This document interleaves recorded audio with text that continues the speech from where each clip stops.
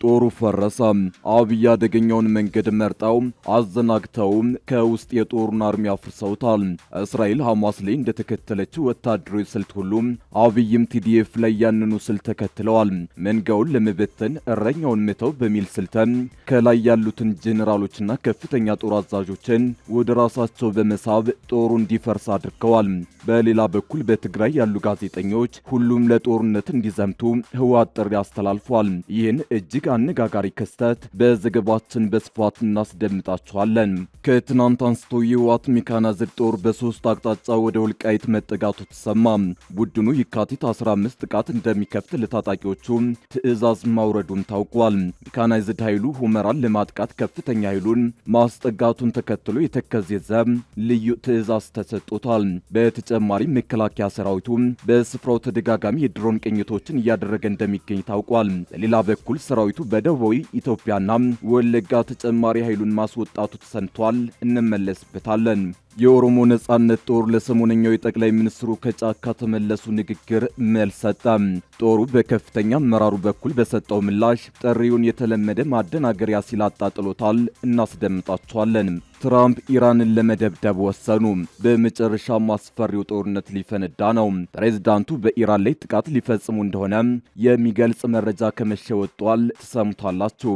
አክብሮታዊ ሰላምታችን በያላችሁበት የዓለም ዳርቻ ይድረሳችሁ። የተወደዳችሁ የአንድ አፍታ ሚዲያ ቤተሰቦች ከአንድ አፍታ ለአሁኑ መደመጥ አለባቸው ያልናቸውን ዜናዎች ወደ እናንተ የምናደርስበት ሰዓት ላይ ተገኝተናል። አብራችሁን ትቆዩ ዘንድ ግብዣችን ነው።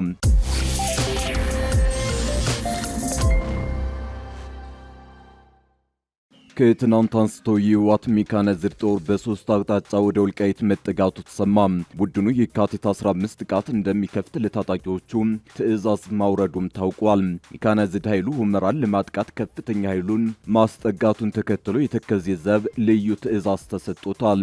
በተጨማሪም መከላከያ ሰራዊቱ በስፍራው ተደጋጋሚ የድሮን ቅኝቶችን እያደረገ እንደሚገኝ ታውቋል። በሌላ በኩል ሰራዊቱ በደቡባዊ ኢትዮጵያና ወለጋ ተጨማሪ ኃይሉን ማስወጣቱ ተሰምቷል። መከላከያ ሰራዊቱ ወደ ኤርትራ ድንበር ሰፍሯል።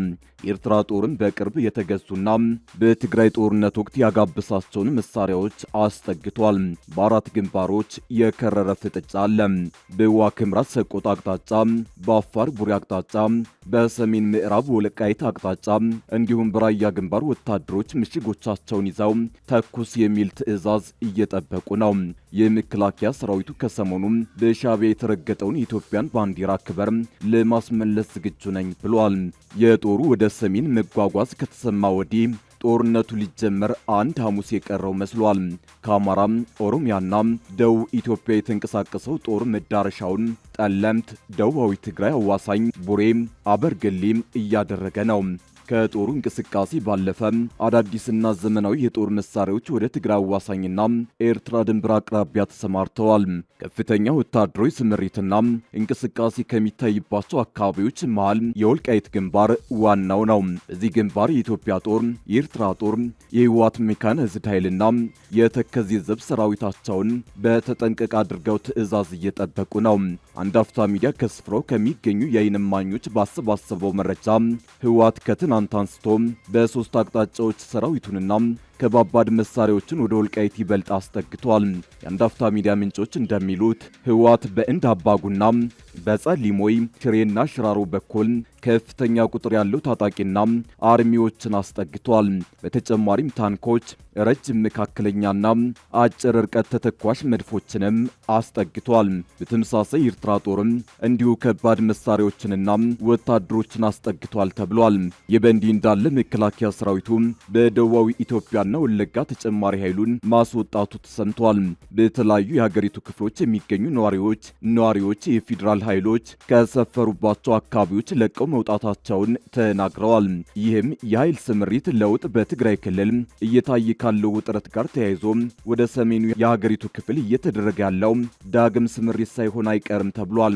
በደቡባዊ ኢትዮጵያ ክልል ጋርዱላ ዞን ደራሼ ወረዳና በኦሮሚያ ክልል ቄለም ወለጋ ዞን አንፊሎ ወረዳ የሚገኙ ነዋሪዎች የኢትዮጵያ መከላከያ ሰራዊት የተወሰኑ አካባቢዎችን ለቆ መውጣቱን ተከትሎ የጸጥታ ክፍተት መፈጠሩንና ይህም ለግጭት መንስኤ የሆነ መምጣቱን ተናግረዋል። የኤኤፍቢ ዘጋቢዎችም በትግራይ አዋሳኝ አካባቢ ተመሳሳይ የወታደራዊ እንቅስቃሴዎችና የጦርነት ስጋት መኖሩን አረጋግጠዋል። በተመሳሳይ በቄለም ወለጋ ዞን የሳዮና አንፊሎ ወረዳ ነዋሪዎች ወጣቶችን በግዳጅ ወደ ውትድርና የመመልመል ዘመቻ መኖሩንና የመከላከያ ሰራዊት ክፍሎች ከባድ መሳሪያዎችን በመያዝ ወደ ጋምቤላ ክልል አቅጣጫ እየተንቀሳቀሱ መሆኑን ለአዲስ ስታንዳርድ ገልጸዋል። በአማራ ክልል ሰሜን ወሎ ዞን በቆቦ ከተማ የሚገኙ ነዋሪዎች እየጨመረ የመጣው ውጥረትና የፌዴራል እንዲሁም የክልል ኃይሎች ወደ ከተማዋ መግባታቸውን ገልጸዋል። ነዋሪዎቹ ለአዲስ ስታንዳርድ እንደተናገሩት የፌዴራል መከላከያ ሰራዊት በቅርቡ በአፋር በኩል ወደ ከተማዋ የገባ ሲሆን ከአንድ ቀን በፊት ደግሞ የአማራ ክልል ልዩ ኃይሎች በቆቦ መታየታቸውን ጠቁመዋል። በከተማዋ እየናኘ የመጣውን ስጋት ተከትሎ ሲቪሉ ማህበረሰብ ገንዘብ ከባንክ በማውጣትና የምግብ ቁሳቁሶችን በማከማቸት ላይ እንደሚገኝ ተናግረዋል። ጦሩ ፈረሰ። አብይ ያደገኛውን መንገድ መርጠው አዘናግተውም ከውስጥ የጦሩን አርሚ አፍርሰውታል። እስራኤል ሐማስ ላይ እንደተከተለችው ወታደራዊ ስልት ሁሉ አብይም ቲዲኤፍ ላይ ያንኑ ስልት ተከትለዋል። መንጋውን ለመበተን እረኛውን ምተው በሚል ስልተን ከላይ ያሉትን ጄኔራሎችና ከፍተኛ ጦር አዛዦችን ወደ ራሳቸው በመሳብ ጦሩ እንዲፈርስ አድርገዋል። በሌላ በኩል በትግራይ ያሉ ጋዜጠኞች ሁሉም ለጦርነት እንዲዘምቱ ህወሓት ጥሪ አስተላልፏል። የብልጽግናው መንግስት የቲዲኤፍን ጦር ለማፈራረስ የተጠቀመው ድምፅ አልባ መሳሪያ ትኩረት ስቧል። የፕሪቶሪያ ስምምነት ከተፈረመ ጊዜ አንስቶ ህወሓትንና በስሩ ያለውን ጦር ለማፈራረስ ላይ ታች ሲል የከረመው ብልጽግና በመጨረሻም እድል እየቀናው ይመስላል። ከፕሪቶሪያ በኋላ የህወሓትን ከፍተኛ አመራሮች ወደ ራሱ ማስገበር ችሏል። እነዚህም መካከል ጄኔራል ጻድቃን ጌታቸው ረዳ፣ አሰፋ አብርሃም፣ ጣማርዶም ከፖለቲካ አመራሮች መሃል ይጠቀሳሉ። ከወታደራዊ አመራሮች ደግሞ ጄኔራል ገብረ እግዚአብሔርን ወዲያን ጡሩን ጨምሮ በርካታ ታጣቂዎችን ከህወሓት መነጠል ችሏል። በዚህም አፋር ክልል መሽጎ የሚንቀሳቀሰውን የሐራ መሬት ኃይል እንዲፈጠር አድርጓል። ከሰሞኑ ደግሞ ተጨማሪ 3 ከፍተኛ ወታደራዊ አመራሮችን ከህወሓት መነጠልና ወደ ራሱ ማስጠጋት ችሏል። ይህም እንደ ትልቅ ፖለቲካዊ ድል ተወስዶለታል። የትናንትናው ዕለት ከህወሓት ከድተው አዲስ አበባ የገቡት ወታደራዊ መኮንኖች ጄኔራል ጉዑሽ ገብረ፣ ጄኔራል ከበደ ፍቃዱና ኮሎኔል ንጉስ ወለጋ ናቸው። የእነዚህ ወታደራዊ አዛዦችና ዋጊዎች ከህወሓት መነጠል ለብልጽግና ድል፣ ለህወሓት ደግሞ ፖለቲካዊ ኪሳራ ሆኗል። በጥቅሉ ከፕሪቶሪያ ስምምነት በኋላ ብልጽግና የህወሓትን ጦር ለማፈራረስና ወደ ራሱ ለማስጠጋት ያደረገው ፖለቲካዊ ሂደት በከፊልም ቢሆን ስኬታማ ሆኖለታል። መረጃዎች እንደሚያመላክቱት ባለፉት 2 ዓመታት ከህወሓት ከድተው ወደ አዲስ አበባ የኮበለሉና ወደ ብልጽግና የተጠጉ የህወሓት ጦር አዋጊዎች ቁጥር 12 ደርሷል። የ12ቱ ወታደራዊ አመራሮችና ዋጊዎች ስም ዝርዝር ይህን ይመስላል። ጄኔራል ጻድቃን ገብረተንሳይ፣ ጄኔራል ተክላይ አሸበር፣ ጄኔራል ዘውዱ ኪሮስ፣ ጄኔራል ገብረ እግዚአብሔር በየነ ወይም በቅጽል ስማቸው ወዲያን ጥሩ፣ ኮሎኔል ንጉስ ገብረ ጨርቆስ በቅጽል ስማቸው አቦይ፣ ኮሎኔል ብርሃ ባራሂ፣ ብርሃነ አጋው፣ ጄኔራል ጉዑሽ ገብረ፣ ጄኔራል ወዲ አባተ፣ ጄኔራል ከበደ ፍቃዱ፣ ኮሎኔል ንጉስ ወለጋና ኮሎኔል ገብሩ በቅጽል ስማቸው ጉና ናቸው። ህወሓት በአጭር ዓመት ውስጥ እነዚህን ሁሉ ወታደራዊ አዋጊዎችን ያጣ ሲሆን ወታደራዊ ባለሙያዎች እንደሚሉት ይህ ጉዳይ ለቡድኑ ትልቅ ኪሳራ ነው። ነገር ግን መቀሌ የመሸጉ የህወሓት አመራሮች ይህን ሁሉ አዋጊ ቢያጡ አሁንም ለጦርነት እየተዘጋጁ ይገኛሉ። በዛሬው ዕለት የድምፀ ወያኔ ቴሌቪዥን ጣቢያ ጋዜጠኞችን ሰብስቦ ለውጊያ ተዘጋጁ ሲል ትዕዛዝ አስተላልፏል። ህወሓት ከሻዕቢያ ጋር ተቀናጅቶ ለጦርነት ቆርጦ መነሳቱን ከመቀሌ ሾልኮ የወጣ የአንድ ዝግ ስብሰባ ድምፅ አጋልጧል።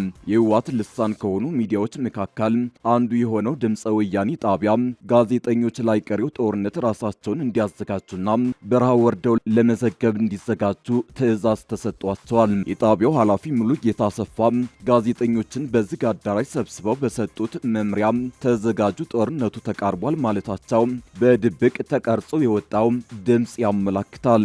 ድምፀ ወያኔ ጋዜጠኞቹ በረሃ ለመግባት እንዲዘጋጁ ያሳሰባ የዘገበው ህወሓት ጦርነቱን ለመጀመር የመጨረሻ ውሳኔ ባሳለፈ ማግስት ነው።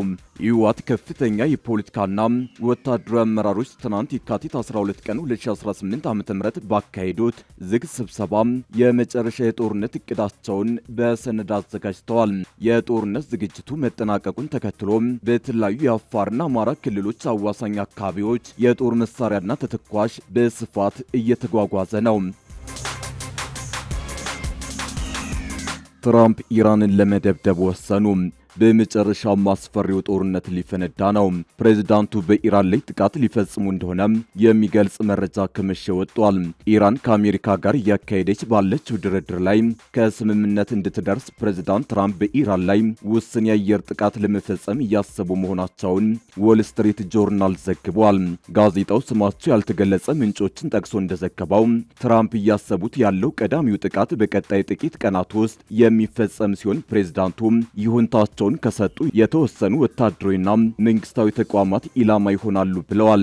ምንጮቹ ኢራን የኒውክሌር ፕሮግራሟን ለማቋረጥ ፈቃደኛ ካልሆነች አሜሪካ ከኢራን መንግስት ጋር ግንኙነት ባላቸው ተቋማት ላይ መጠነ ሰፊ ጥቃት እንደምታካሄድና ይህም የኢራን መንግስትን ለመጣል የሚካሄድ ዘመቻ ይሆናል ማለታቸውን ዎል ስትሪት ጆርናል ዘግቧል።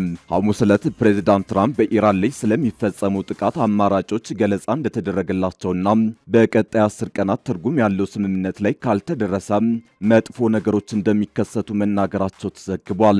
ባለፉት ሳምንታትና ቀናት አሜሪካ ቁልፍ የባህር ኃይል መርከቦችንና የአየር ኃይል ተዋጊ እንዲሁም ደጋፊ አውሮፕላኖችን ወደ ፋርስ ባህረ ሰላጤው አካባቢ አሰማርታለች። ከኢራን ጋር ውጤታማ ስምምነት ላይ መድረስ አስቸጋሪ መሆኑን ለረጅም ዓመታት በተደረጉ ሙከራዎች መረጋገጡን የጠቀሱት ትራምፕ አሁንም በዚያው የሚቀጥሉ ከሆነ ተጨማሪ እርምጃ መውሰድ ሊያስፈልግ ይችላል ሲሉ አስጠንቅቀዋል። ይህ በእንዲህ እንዳለ ባለፈው ዓመት ሰኔ ወር ከኢራን ጋር ለ12 ቀናት ጦርነት ውስጥ የገባቸው የእስራኤል ጠቅላይ ሚኒስትር ቤንያሚን ኔታንያሁ ኢራን ስህተት ፈጽማ የምታጠቃን ከሆነ ከሚያስቡት በላይ የሆነ ምላሽ ይጠብቃቸዋል ሲሉ አስጠንቅቀዋል። ጃልመሮ ከሚንቀሳቀሱበት ወለጋ ጠቅላይ ሚኒስትር አብይ አህመድ ላቀረቡት ጥሪ ምላሽ ሰጥቷል። አብይ በሰሞኑ የወለጋ ጉብኝታቸው ወንድም ከወንድሙ መገዳደል ይብቃ በሚል ለኦሮሞ ነጻነት ጦር ኦነግ ሸኔ የንነጋገር ጥሪ ማቅረባቸው ይታወሳል። አብይ የኦሮሞ ልጆች እርስ በርስ ከመገዳደል ይልቅ ልዩነታቸውን ፈተው በጋራ መቆም ከምን ጊዜውም በላይ አሁን አስፈላጊ መሆኑን ተናግረዋል። ከዚህ በላይ እርስ በርስ መበላላት፣ መሰዳደብና መገዳደል ትርፍ እንደሌለው አይተናል ያሉት አብይ የሰላም ጊዜው አሁን ነው ብለዋል። ታጣቂ ቡድኑ ለጠቅላይ ሚኒስትሩ ጥሪ በሰጠው ምላሽ የቀረበው ጥሪ ከልብ የመነጨ አይደለም በማለት ውድቅ አድርጓል። የኦሮሞ ነጻነት ጦር ከፍተኛ አመራር አማካሪ ጅሬኛ ጉደታ ለቢቢሲ አፋን ኦሮሞ በሰጡት አስተያየት ጠቅላይ ሚኒስትሩ ያቀረቡት የቃል ጥሪ የተለመደ ማደናገሪያ ነው ብለውታል። በቃን ሰላም ማውረድ አለብን የሚለው ጥሪ በቃል ደረጃ ጥሩ ነው ያሉት ጅሬኛ ነገር ግን የዚህ ጥሪ ትርጉሙ ምንድነው? ይህንን ከዚህ በፊት አልሞከርነውም ወይ ሲሉ ይጠይቃሉ። ጅሬኛ አክለውም ይህ ጥሪ የህዝቡን የፖለቲካ ጥያቄ ለመመለስ ነው ወይስ በወታደራዊ ኃይል ስለምን በልጣችሁ ተሸንፋችኋልና ተንበርክካችሁ እኔ የምለውን ተቀበሉ ለማለት ነው የሚለውን በጥንቃቄ ማየት ያስፈልጋል ብለዋል። ጅሬኛ እንደሚሉት መንግስት የፖለቲካ ጉዳይን በሀገር ሽማግሌዎች እንደሚያልቅ ቀላል ነገር አድርጎ በማቅረብ እጅ አሰጥቶ ለማስገባት መሞከሩ አለመተማመን እንዲፈጠር አድርጓል ብለዋል። በቡድኑና በመንግስት መካከል ያለውን ግጭት በሰላማዊ መንገድ ለመፍታት ከዚህ ቀደም የድርድር ጥረቶች ቢደረጉም ሳይሳኩ መቅረታቸው ይታወሳል። ቀደም ሲል በአሜሪካ በኢጋድና በአውሮፓ ሀገራት አደራዳሪነት የተደረጉ ጥረቶች በሁለቱ ወገኖች ፈቃደኝነት ላይ የተመሰረቱ ነበሩ። አሁን ላይ በተለይም የተወሰነው የቡድኑ ታጣቂ ኃይል ከመንግስት ጋር በሽምግልና ተስማምቶ መግባቱን ተከትሎ ወደ ድርድር ለመመለስ አዳጋች ሆኗል። ቡድኑ ጠቅላይ ሚኒስትሩ ያቀረቡለትን ጥሪም በሽምግልና እጅ ስጡኝ አይነት ቀልድ ነው ብሎ የወሰደው በዚሁ ምክንያት እንደሆነ ጅሬኛ ጠቁመዋል።